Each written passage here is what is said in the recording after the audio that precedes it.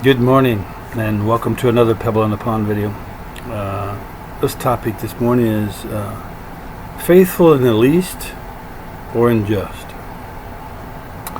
The verses are Luke 16:10 that I'm referencing about that topic.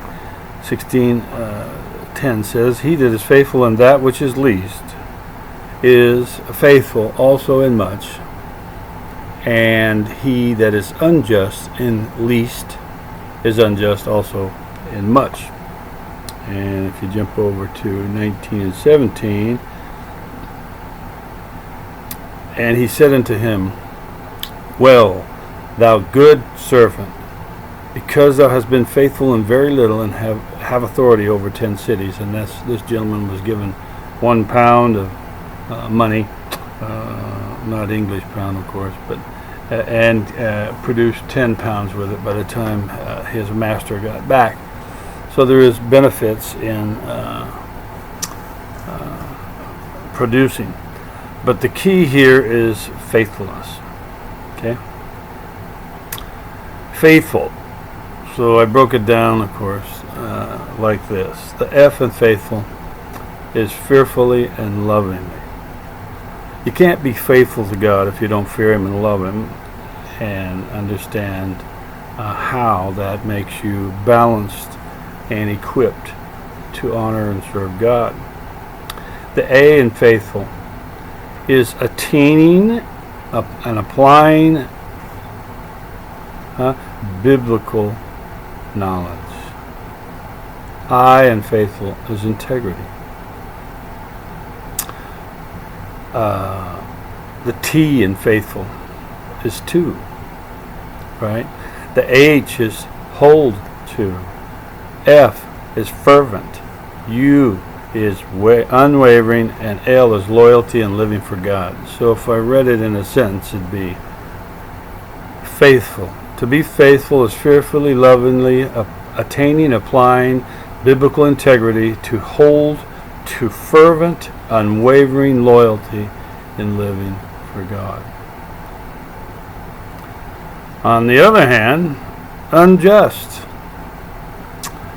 Unjust is, the U is uncaring, overall uncaring, cares about things that pertain to them. N in unjust is no integrity. J in unjust is just self-pleasing. The U is unstable, overall unstable, double-minded. The S in unjust is selfish. The unjust are selfish with their time, their money, their things. And the T is they're dishonest.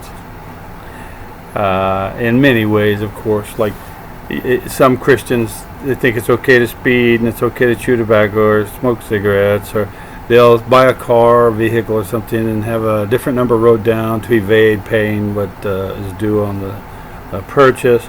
They'll mess up on their taxes. It's just an array of unjust things.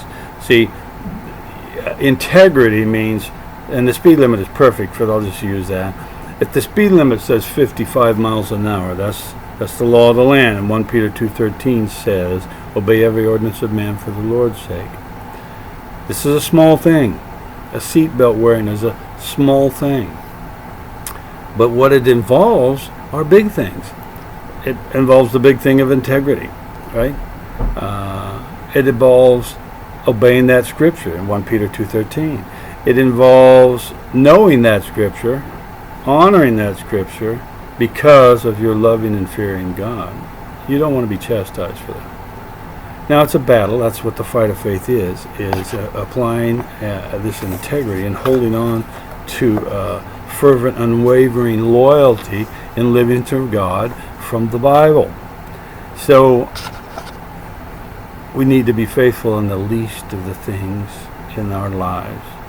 And that's done with applying biblical integrity constantly. Quit the justifications. Well, for instance, with speeding, I'm late, I'm this, I'm that. And I've done it. I've been there. And I still have to fight it all the time. I have to watch, I have to look, I have to obey. And you know what? the more I do it, the more blessed I am. And these people, I'll go to Springfield, I'll be passed by 98.9% of the people. Even Christians, even Mennonites. They just have no clue about the least things and how all those least things hinder the big things. And God won't even give us those big things to do because we'll be unfaithful in the least of these things. Have a blessed day. Get in the Word. Stay in the Word. Kneel down if you can.